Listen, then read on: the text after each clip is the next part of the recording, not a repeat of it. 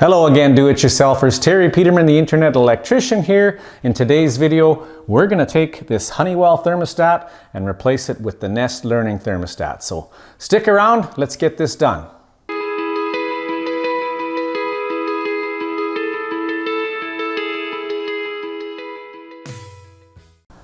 Alright, so with this particular Nest Learning thermostat, I installed it in a home that we had back in 2018. Subsequently, it was removed in 2020 and we moved to a different house which has electric baseboard heating, so no more need for this. So it sat in a box until now, and we decided we're going to install it at my brother and sister-in-law's place.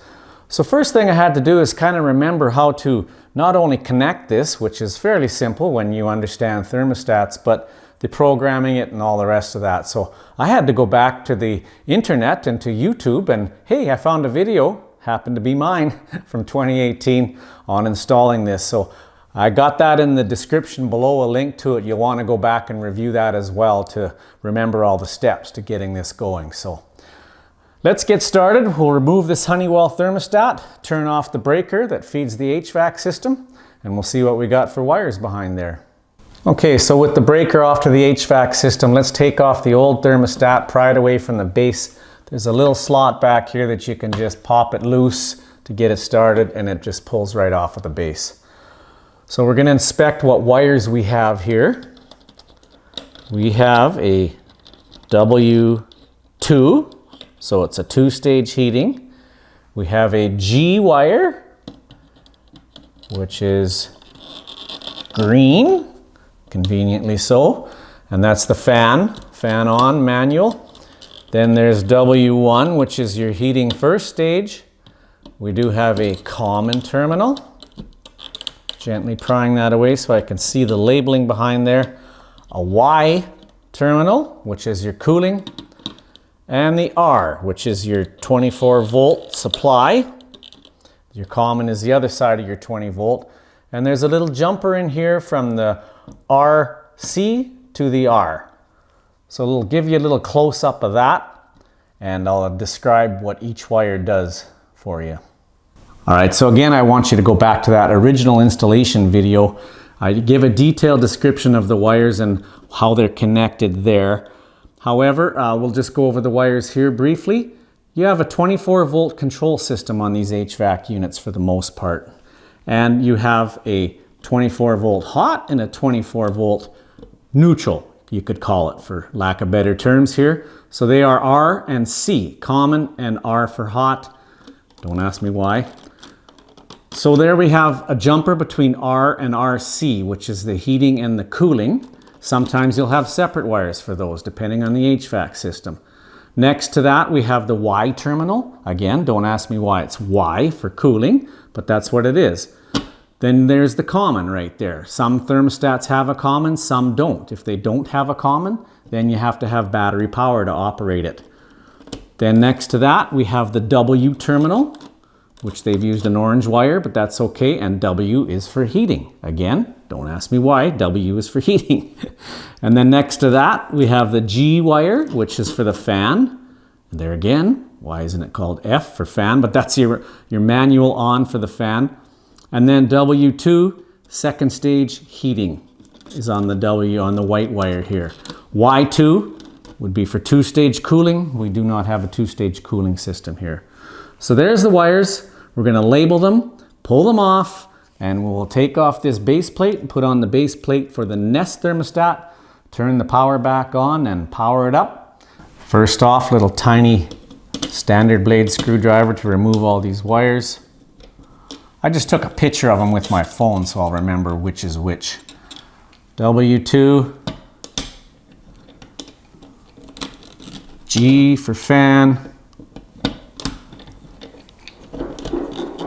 W for first stage heating, the common of the 24 volt AC is the blue one,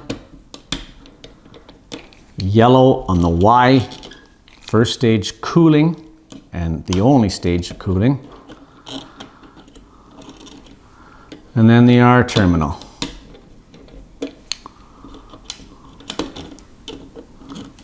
Now I can remove the base plate with just a Phillips or a standard blade screwdriver here.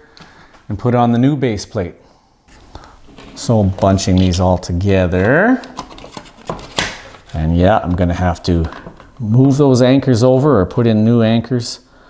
Okay, so using this plate then, here's the actual base plate for the thermostat that goes onto it.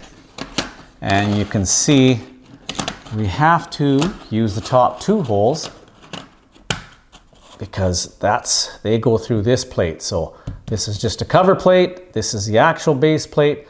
I've marked those 2 holes with a pencil. Now we have to move those drywall anchors so we can use the top and bottom screws to mount the base plate and the cover plate properly. Okay, so we got the plate mounted, the base plate, ready to wire it up. Just something clever that Nest threw in here. Normally you want to level your thermostat base, and now with the old mechanical thermostat, that's very important because at the mercury ball, it would affect your set point of your heating or your cooling if it wasn't level. And with the digital thermostat, it's all about aesthetics. You don't want a crooked plate on the wall, obviously. So you see they've provided a built-in level. So a little plumb ball there, right dead center. I've got my new, or my old, I relocated the drywall anchors. And we've got it mounted, level, ready to wire it up. All right, so just one by one, you got to connect the wires to these terminals. You do not need a screwdriver with this base. You simply push in this little button at the back, shove the wire in, and then release it, and it should be connected. So we'll show you one, and then I'll proceed to do all the rest. So there's the yellow, the Y1, cooling first stage. You see that button stayed in. Pull on it as hard as I want, that won't come out. So we'll connect all the wires that we need here, which will be Y1, G. We will be doing the RC, the RH. There's an internal jumper in these. I remember that from my original installation video, so you only need to put the R on one or the other of these because they're internally jumpered out. And then you go with your W1, first stage heating, your C, your fan, and like we mentioned, the RH. So let's get these connected. Okay, so we have all the wires connected, the excess wire pushed back into the wall, pulled on all these, make sure they're in there tight. Now we can go put on the head unit here and turn the power back on at the panel. Okay, so we're gonna work through this together because I don't have the original instructions that came with it. I do have the Google Home app for my own home, but Tammy and Tom don't have a Google Home app, so we're gonna see if we can set this up.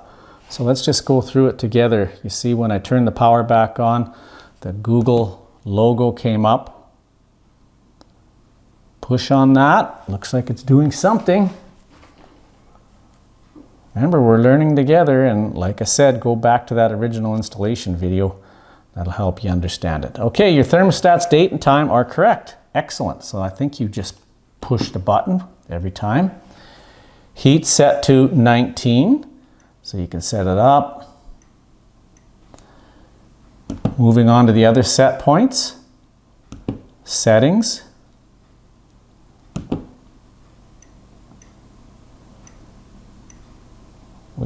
There's the schedules where you could set your schedules. History, no information, obviously. It hasn't been hooked up since 2020. Internet is disconnected. Mode, press to change. Here's your modes, heat, cool, heat and cool, and off. So I think we want to go to heat and cool. Enter that. Heat 20, cool at 30. So I think to set that, we just move the dial. Every time you want to change something, you move the outside dial. Cooling, let's set that to, you probably want no more than 25 in here, I'd say, but that'll be up to them to put in their set points. So let's go with 25.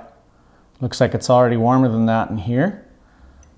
So let's set it at 26. And I hear it starting up.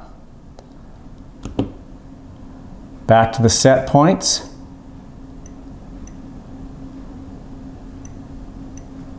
Mode, heat cool.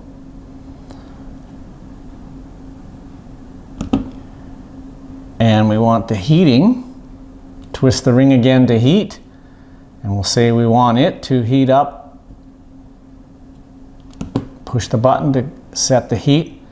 Probably want the heat to come on if it drops to say 17. So heating to 17, cooling to 26. Basic functions are done. Now we'd have to go into the rest of the process here if we were going to get the internet connected. So there's home and away assist. There's the set points right now.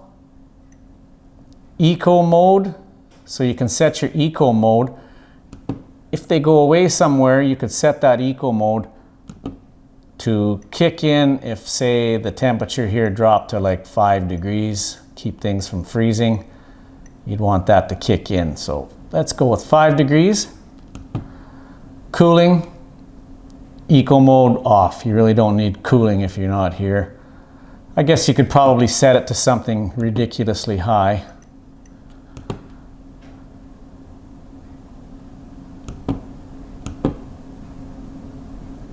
And I'm not sure if you can set that cooling mode. There we go. So if it got to, say, the maximum is 32.5 in here, you would kick in your cooling automatically. Again, they can go through all these set points and decide what they want to do.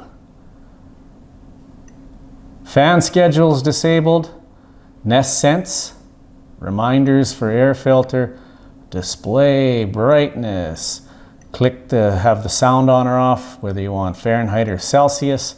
Date and time, I'm gonna have to change that. It's probably the day I took it out. Set the format, 12-hour clock.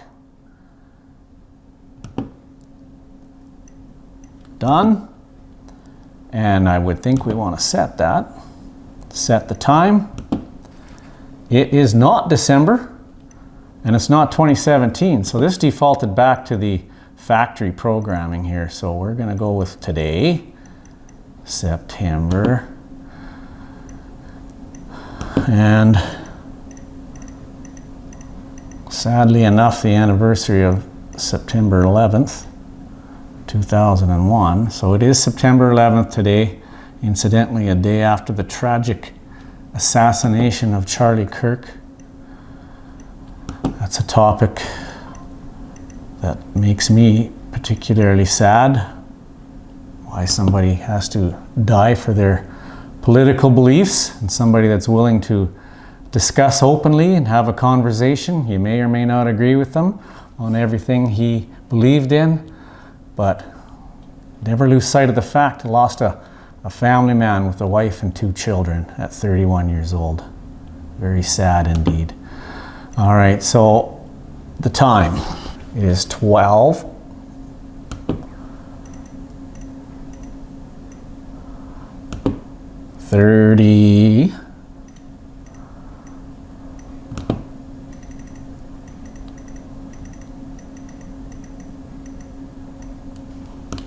p.m. Pacific time, Dunza.